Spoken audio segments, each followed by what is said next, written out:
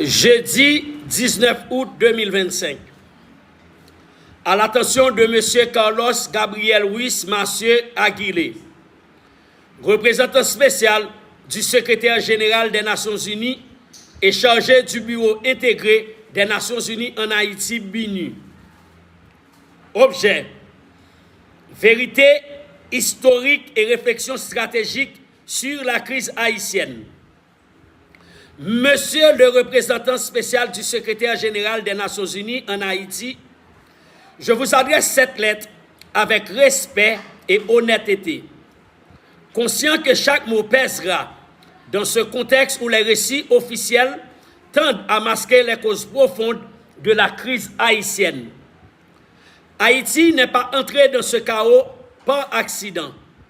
Je vous écris avec la certitude que votre nomination comme représentant spécial du secrétaire général de l'ONU et chef du BINU représente une chance pour Haïti.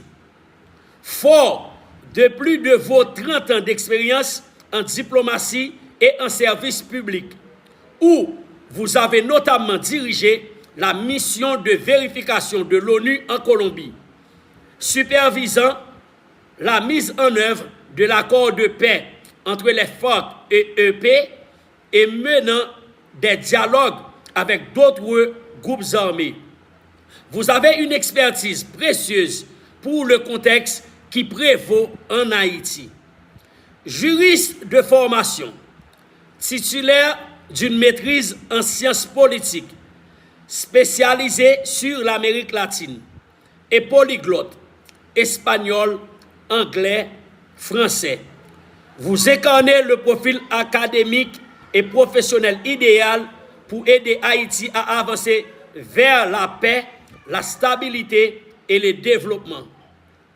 Ce qui se passe en Haïti est le produit d'un long enchaînement historique où deux élites économiques et politiques irresponsables dans leur usage du pouvoir ont créé, structuré, financé et instrumentalisé la violence armée comme outil de contrôle social, économique et politique. Dans les années 60, dès les années 60, ce mécanisme aura pris forme avec la création des volontaires de la sécurité nationale, VSN, dit Tonton Macoute, véritable gang d'État, institutionnalisant l'exaction politique sous le régime de François Duvalier et de son fils successeur, Jean-Claude Duvalier, son fils. Cette milice, directement armée et protégée par le pouvoir, servait à intimider, neutraliser et parfois éliminer les opposants, tout en assurant la préservation des intérêts économiques d'un secteur privé complice.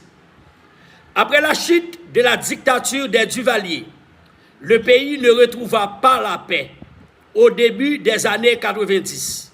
Suite à un coup d'État, un régime militaire autoritaire et totalitaire s'est installé sous le commandement du général en chef des forces armées d'Haïti, Raoul Cedras. Sous l'ordre et la direction de ce dernier, Emmanuel Toto Constant aura mis sur pied le Front révolutionnaire armé pour le progrès d'Haïti, FRAPP. Ce groupe paramilitaire, actif entre 1992 et 1994, aura perpétré des violences massives contre les partisans du président élu Jean-Bertrand Aristide, jeté en exil après le putsch. Le FRAPP bénéficiait du soutien logistique et financier de cercles économiques locaux, d'alliés étrangers et même d'agences de renseignement internationales.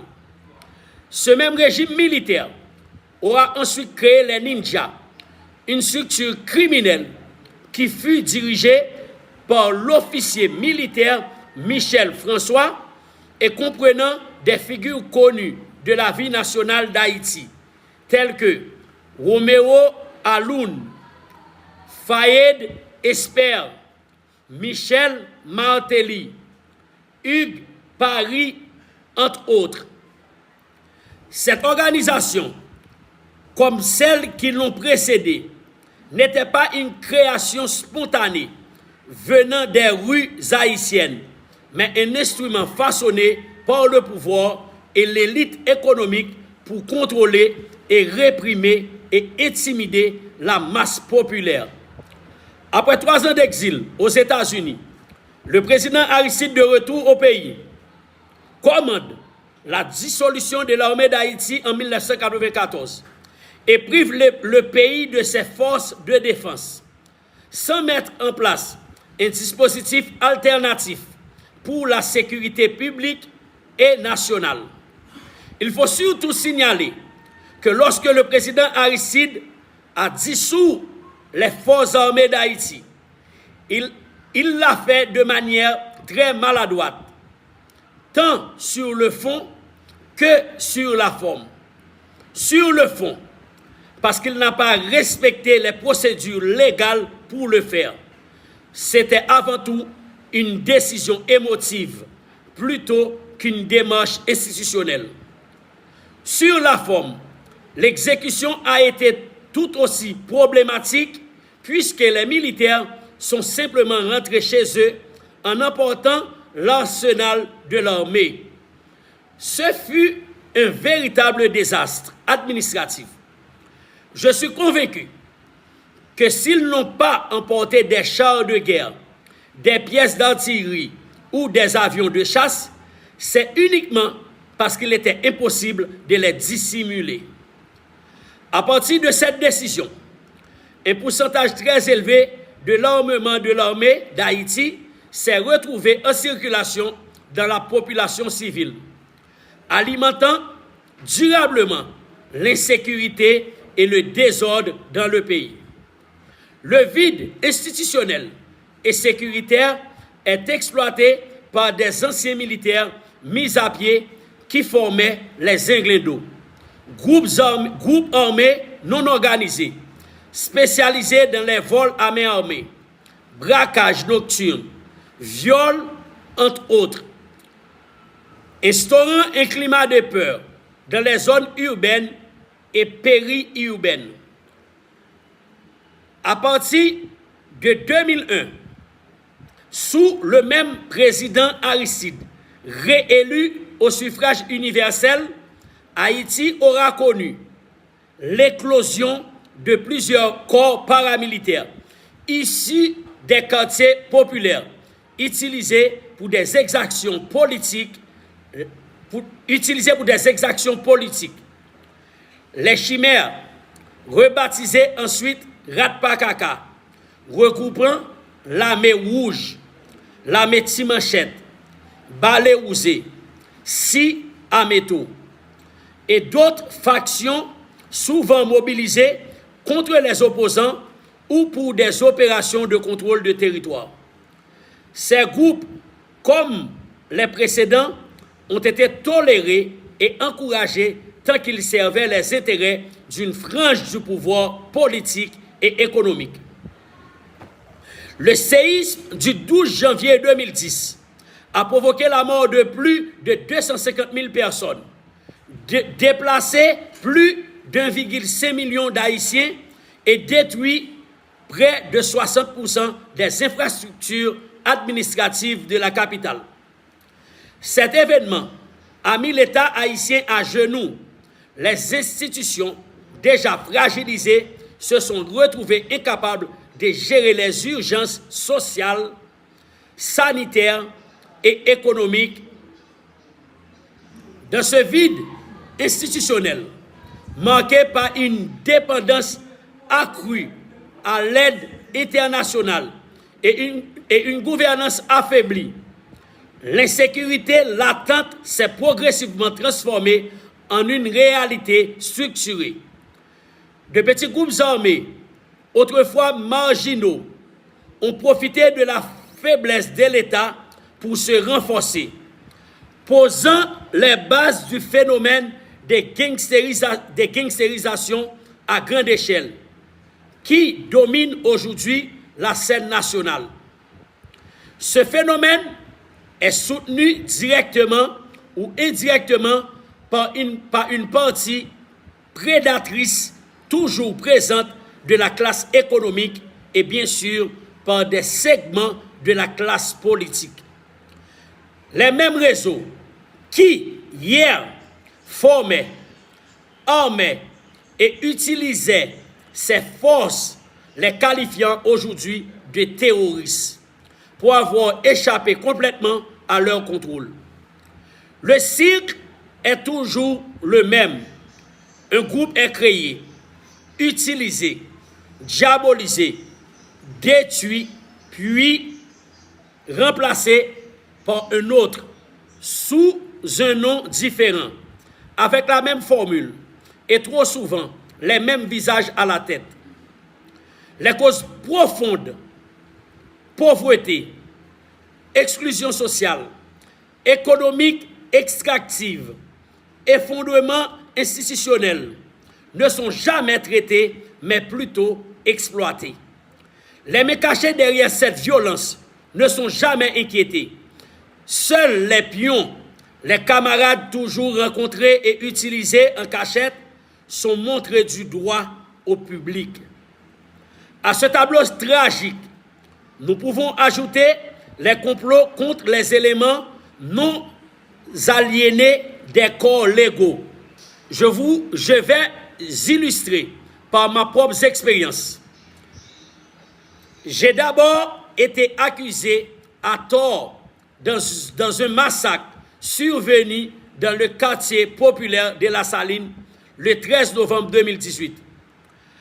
Accusation fomentée, exposée dans des rapports de deux organisations de droits de l'homme politisées, qui, loin de chercher la vérité, œuvraient à la déstabilisation du pays par des méthodes de soft power. Le Réseau national de défense des droits humains, RNDDH, entreprise privée de M. Pierre Espérance, et la Fondation Géclairé, FGKL, aussi société privée de Marie-Hélène Gilles et l'avocat Samuel Madistin. Suite aux allégations rapportées dans ces rapports, les Nations Unies ont imposé, sans enquête justificative, des sanctions contre moi en octobre 2022. Plus récemment, en août 2025, l'administration Trump a placé ma tête à prix, offrant une récompense de 5 millions de dollars à quiconque participerait à ma capture. Cette stigmatisation s'inscrit dans une logique claire, museler ceux qui dérangent les intérêts occidentaux en Haïti. Intérêts qui s'alignent sur ceux de la classe possédante locale et d'une partie de la classe politique traditionnelle. Mais il est une chose certaine. Sortir ce pays de ce chaos est ma plus grande volonté. Je n'arrêterai jamais mon combat pour le dialogue national, le retour à la souveraineté, qui seuls garantissent les solutions réelles aux problèmes haïtiens. C'est la seule voie possible pour traiter cette plaie que devient Haïti pour la Caraïbe et le continent. Dans ce contexte, ma position a été d'assurer un rôle que d'aucuns refusent de comprendre. Là où la peur et la répression ont échoué, j'ai cherché à éveiller la conscience de ceux qui sont nés et ont grandi en marge de la société, séparés par un fossé imposé par le système. Cette orientation me vaut d'être ciblée par une stratégie de délégitimation, criminalisation sélective, sanctions spectaculaires, diabolisation médiatique et isolement diplomatique. Ce n'est pas ma personne qui dérange, mais la menace que représente ma parole, capable de relier les injustices présentes aux injustices passées et de les attribuer à leur véritable hauteur. Monsieur le représentant spécial du secrétaire général des Nations Unies en Haïti, je sais que votre mission exige prudence et technique, mais je crois qu'elle doit aussi assumer un devoir de vérité.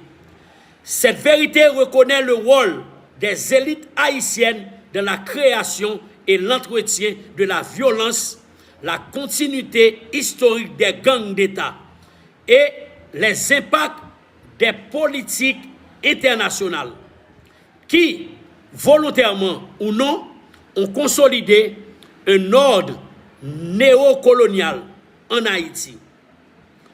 Haïti n'a pas besoin d'intervention dictée de l'extérieur qui reproduisent constamment les mêmes schémas. Elle a besoin d'un dialogue national authentique où les solutions sont pensées, discutées et mises en œuvre par des Haïtiens pour des problèmes haïtiens. Sans cela, le cycle continuera. On détruira un groupe, un autre naîtra. Et les véritables bénéficiaires resteront les mêmes. Haïti sera un paradis partagé ou un enfer commun.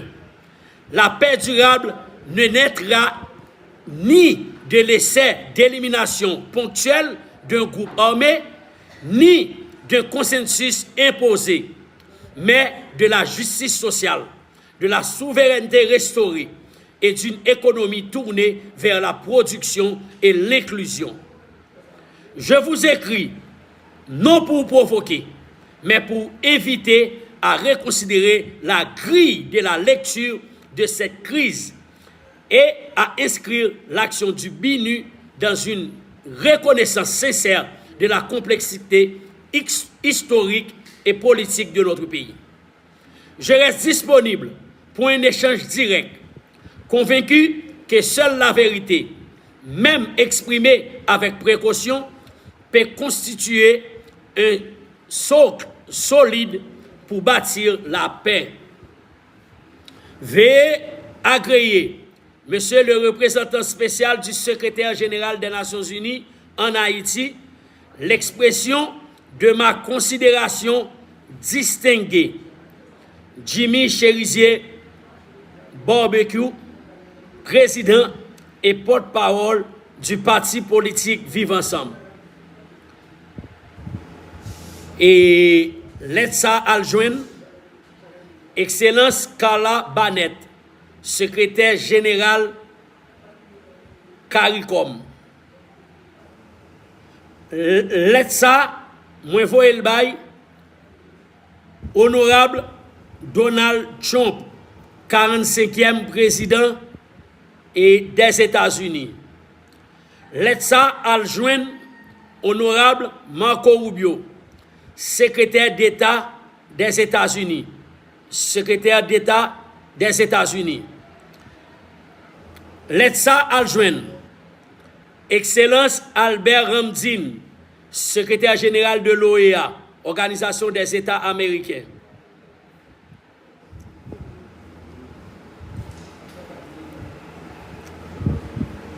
Letsa Li Aljouen, Carlos Gabriel Ruiz Mathieu Aguilé, représentant spécial, secrétaire général des Nations Unies, BINU. Et j'en nous toujours dit, pas de route pas bois. Et vle pas vle, Haïti obligé de prendre route la paix. Vle pas vle, c'est celle en négociation, en dialogue sincère qui est capable de mettre Haïti dans stabilité et sécurité. Nous demandé pour tout le monde rester branché et dans le jour qui vient, l'aide ça est disponible pour nous tous Haïtiens, pour nous gagner l'âme nous et que pour nous capables lire, analyser et que nous-mêmes pour nous capables porter opinion par nous. Encore une fois, merci en pile, Jimmy Cherizier Barbecue, président et porte-parole parti politique Vivre Ensemble.